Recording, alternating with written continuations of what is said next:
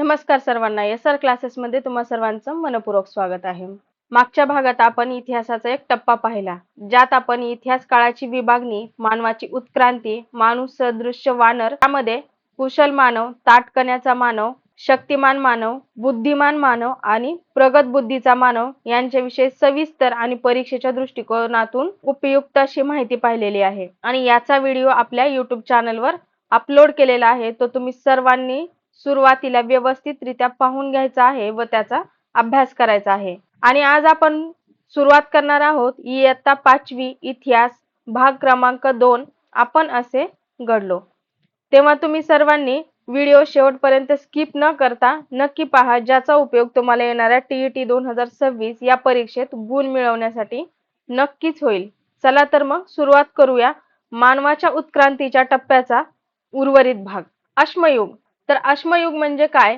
ज्या काळातल्या हत्यारांमध्ये प्रामुख्याने दगडाची हत्यारे मिळतात त्या काळाला आपण अश्मयुग असे म्हणतो. अश्म म्हणजे दगड.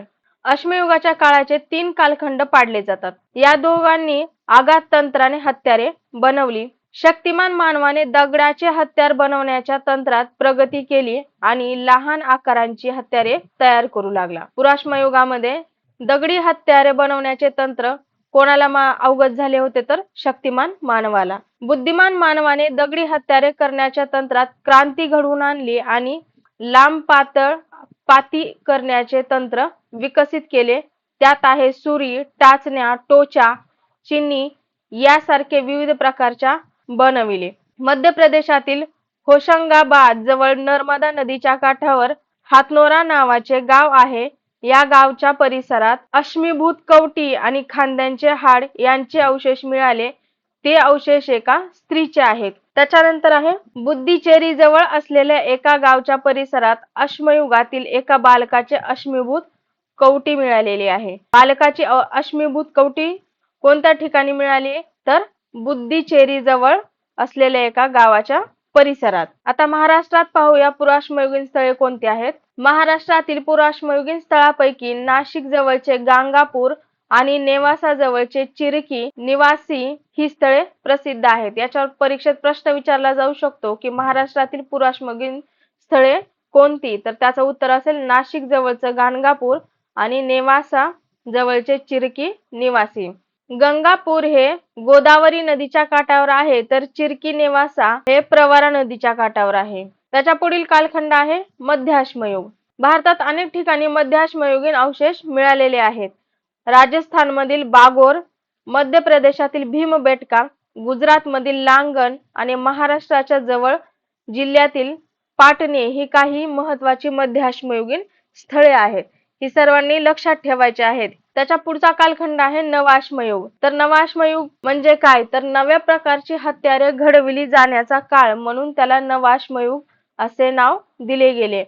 गंगेच्या खोऱ्यात तसेच दक्षिण भारतातही नवाश्मयुगीन संस्कृतीच्या आणि स्थळे उजेडात आलेली आहेत. त्याच्या पुढील मुद्दा आहे स्थिर जीवन आणि नागरी संस्कृती. तर युरोपमधील संग्रहालयामध्ये जमा झालेल्या पुराणवस्तूंच्या संग्रहाचे वर्गीकरण करण्यासाठी ख्रिश्चन थॉम्सन नावाच्या अभ्यासकाने त्रियुग पद्धती नावाची पद्धत अंमलात आणली. याच्यावरती प्रश्न तयार होऊ शकतो की त्रियुग पद्धती कोणी अंमलात आणली? तर त्याचं उत्तर असेल ख्रिश्चन थॉम्सन. आता ती त्रियुग पद्धती काय आहे? तर दगडाची हत्यारे अश्मयुग, तांब्याची हत्यारे आणि इतर वस्तू याला ताम्रयुग म्हणून ओळखलं जायचं. लोखंडाची हत्यारे आणि इतर वस्तू याला लोहयुग म्हणून ओळखलं जायचं. त्यामुळे सर्वसाधारणपणे अशी एक समजूत तयार झाली की तांबे हा सर्वप्रथम वापरात आलेला धातू होय, परंतु प्रत्यक्षात मात्र सोने हा वापरात आलेला पहिला धातू आहे. यावरती देखील प्रश्न तयार होऊ शकतो की सर्वप्रथम वापरात आलेला धातू कोणता? तर त्याचं उत्तर सोने हे असेल, ना की तांबे. त्याच्या पुढचा महत्वाचा मुद्दा आहे की ऐतिहासिक काळ. नद्यांच्या खोऱ्यामधील नागरी संस्कृती. नवाश्मयुगीन संस्कृतीमधून नागरी संस्कृती उदयाला आल्या. जगातील 4 प्रदेशांमध्ये साधारणपणे एकाच कालखंडात म्हणजे इसवी सन पूर्व सुमारे 3000 वर्षापूर्वी नागरी संस्कृती उदयाला आल्या. मेसोपोटेमिया, इजिप्त, भारतीय उपखंड आणि चीन हे ते 4 प्रदेश होते. तर नागरी संस्कृती उदयाला आलेले 4 प्रदेश कोणते असा प्रश्न आला तर त्याचं उत्तर असेल मेसोपोटेमिया, इजिप्त, भारतीय उपखंड आणि चीन. त्याच्यातील सुरुवातीला आहे मेसोपोटेमिया. तर मेसोपोटेमिया हे एखाद्या देशाचे नाव नसून ते एका प्रदेशाचे नाव आहे. याचा अर्थ दोन नद्यांच्या मधला प्रदेश म्हणजे दुआब. प्राचीन मेसोपोटेमिया म्हणजे टायग्रीस आणि युफ्रेटिस या दोन नद्यांमधील प्रदेश. प्राचीन मेसोपोटेमिया हा कोणत्या दोन नद्यांमधील प्रदेश आहे तर टायग्रीस आणि युफ्रेटिस.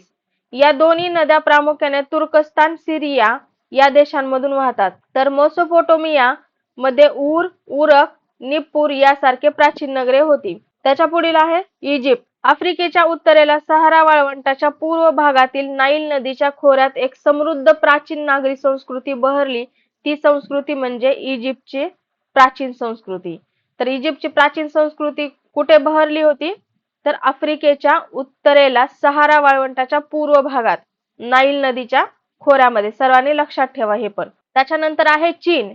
होयांग या नदीच्या खोऱ्यात चीनच्या नागरी संस्कृतीचा विकास झाला. चीनच्या नागरी संस्कृतीचा विकास कोणत्या ठिकाणी झाला? होयांग या नदीच्या खोऱ्यात. चीन मधील लोयांग, बीजिंग आणि चांगान ही शहरे महत्वाची होती. त्याच्या पुढील आहे हडप्पा संस्कृती. भारतीय उपखंडातील सर्वात प्राचीन संस्कृती हडप्पा संस्कृती या नावाने ओळखली जाते. ती सिंधू नदीच्या खोऱ्यात विकसित झाली. या संस्कृतीची पंजाब मधील हडप्पा आणि सिंध मधील मोहेंजोदडो ही स्थळे प्रथम उजेडात आली. तर गुजरात मधील लोथल आणि धोलावीरा, राजस्थान मधील कालीबंगन ही या संस्कृतीची भारतातील काही प्रसिद्ध स्थळे होत. हडप्पा संस्कृतीची भारतातील प्रसिद्ध स्थळे कोणती असा प्रश्न जर आला तर त्याचं उत्तर असेल गुजरात मधील लोथल आणि धोलावीरा, त्याचबरोबर राजस्थान मधील कालीबंगन. प्राचीन इजिप्त मध्ये सेना नावाचा बुद्धिबळाशी साम्य असलेला सोंगट्या आणि पट घेऊन खेळला जाणारा खेळ लोकप्रिय होता. प्राचीन इजिप्त मध्ये कोणता खेळ लोकप्रिय होता तर सेना नावाच्या बुद्धिबळाशी साम्य असलेला, म्हणजे जसा बुद्धिबळ हा खेळ आहे त्याचप्रमाणे सेना नावाचा हा सुद्धा एक खेळ आहे. म्हणजे या दोन्ही खेळांमध्ये साम्य आहे आणि तो सोंगट्या आणि पट घेऊन खेळला जातो. त्याचबरोबर बालाग नावाचे एक तंतुवाद्य मेसोपोटेमियात प्रचलित होते. मेसोपोटेमियामध्ये प्रचलित असलेले तंतुवाद्य कोणते असा प्रश्न आला तर त्याचं उत्तर असेल बालाग. आणि इजिप्तच्या राजांना फेरो असे म्हणत. यावरती पण प्रश्न विचारला जाऊ शकतो की इजिप्तच्या राजांना डॅश डॅश असे म्हणत, त्याचं उत्तर असेल फेरो. तर हा होता इयत्ता 5वी इतिहास भाग क्रमांक 2. भाग क्रमांक 1 चा व्हिडिओ YouTube वरती अपलोड केलेला आहे. सर्वांनी व्यवस्थित अगोदर सुरुवातीला तो पाहून घ्या आणि नंतर भाग क्रमांक 2 पहा आणि याचा व्यवस्थित अभ्यास करा, ज्यामुळे तुमचा एकही मार्क TET परीक्षेमध्ये जाणार नाही. तर अशाच प्रकारच्या नवीन नवीन व्हिडिओसाठी तुम्ही चॅनलला लाईक, शेअर आणि सबस्क्राईब नक्की करा. सोबतच आपला टेलिग्राम ग्रुप जॉईन करा. तुम्हा सर्वांना येणाऱ्या परीक्षेसाठी खूप खूप शुभेच्छा. अभ्यास करत राहा आणि यश मिळवत राहा. चला तर मग थांबूया इथे. धन्यवाद.